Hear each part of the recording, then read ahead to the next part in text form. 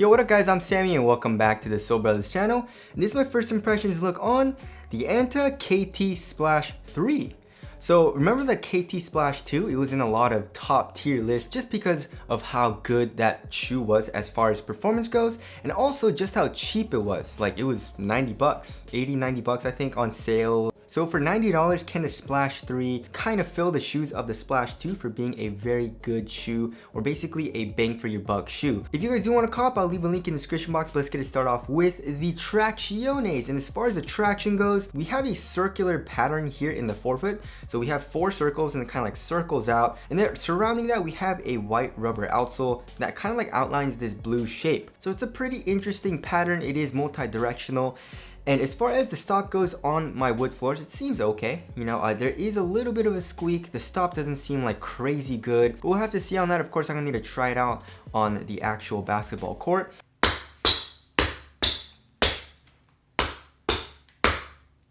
As far as the durability goes though, the durability here in the blue area doesn't seem that good. The rubber is actually kind of soft. The grooves are pretty thin as well, but I guess they are kind of thick though, or I guess kind of deep. So as far as the overall durability goes on this blue part, I feel like it'll be okay, but on this white part, the rubber is very thick and also very hard. So I feel like outdoor use is probably gonna be just okay. So the outsole seems pretty good so far. And then here in the middle of the outsole, they're calling this the A-Shock Stabilizer. So it's basically a midfoot chain plate and also a side piece for lateral containment, in addition to caging the actual midsole. So it's very multi-purpose. I love how it's just all one piece, and also I really like the paint speckle on it as well. And also we got Klay Thompson's signature on it too. Alright, as far as the heel to toe transition goes, it feels like it's gonna be very, very smooth. So here in the heel, we have a crazy curved shape. And also this is pretty much a fully exposed midsole here in the heel, which allows it to compress a good amount. So here in the heel feels very smooth. Also in the forefoot, we have a nice curved shape as well as a lot of forefoot flex actually. So this midfoot chain plate doesn't really extend here into the forefoot all too much, which is a good thing. I like a very flexible forefoot, just in my personal preference. So the heel to toe transition right now feels very, very smooth. Moving on to the cushioning setup. So like I mentioned before, it's 90 bucks, right? But Anta is giving us their like premium tech, their premium foam technology here in this midsole. So they're using Ulti-Flash, and remember when they introduced Ulti-Flash in the KT6, you know, their premium, like his signature shoe, Klay Thompson's signature shoe. So they're giving us that foam here in this $90 package in the Splash 3, which is actually insane. It's pretty much fully exposed besides this wing part, which I think is a very, very good design. So if you look at the actual wing, it cages the heel enough here on the lateral side so it's not like too soft, and also will probably improve the lateral stability, but also it allows the cushion to compress a good amount, making you feel the compression and the softness of this Ulti-Flash, especially here in the heel. So I really like the design here, and the cushion feels very nice. You know, you feel pretty low to the ground here in the forefoot. It definitely does come up a little bit in the heel, so you do feel a little bit of an offset, but like I said, it's soft in the heel. The midsole definitely does compress, so that feels nice and comfortable right now. As far as the insole goes, the insole feels like a regular Ortholite insole, nothing really special or anything, but for the actual strobo board, it feels a little stiff actually. So hopefully the strobo board, once I break it in and play in it, and the heat from my foot kind of breaks down the glue and stuff like that on the strobo board, it gets a little bit softer and I'm able to feel the Ulti-Flash underneath my foot. But right now it's a little bit stiff as far as step and comfort goes, but overall I really like the full length Ulti-Flash. Moving on to the materials. Also, for the material, we have pretty much the same exact upper as the KT6 Low, which is, I guess, also, it's his signature shoe line, right? But then it's a little bit cheaper than his actual signature shoe. But anyways, we have pretty much a screen mesh, and we can see that there are these curved lines that go throughout this upper, especially here in the forefoot. So I'm guessing that it's like heat press or something to add a little bit more support and durability into the material. By the way, this material is extremely thin. It conforms to your foot very well, and it seems really breathable. Let's actually check. Yeah, there's a lot of airflow, so I really like this material. Also on the medial side of the toe box, we have a little bit of fuse for extra added durability. Also here in the midfoot, they pretty much recycled the same exact strap from the Splash 2, which I really like. Usually I don't like straps, but you know, they did the strap really well in this shoe, I feel like. So first of all, it's a strap where it goes through a loop. So this loop allows you to really crank down and tighten the strap on your foot, as opposed to like the Zoom Freak 3 or the Kyrie 6, where it's just one way and it doesn't go through a loop, so you can't really put as much force onto the strap to tighten on your foot. So I really like that.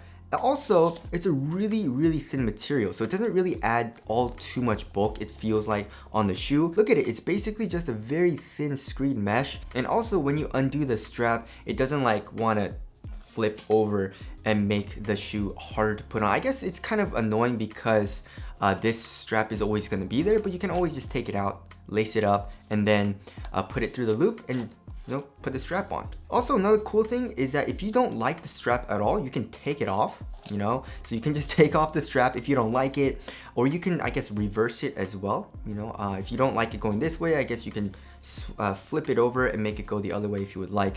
But I really like the strap here in the Splash 3.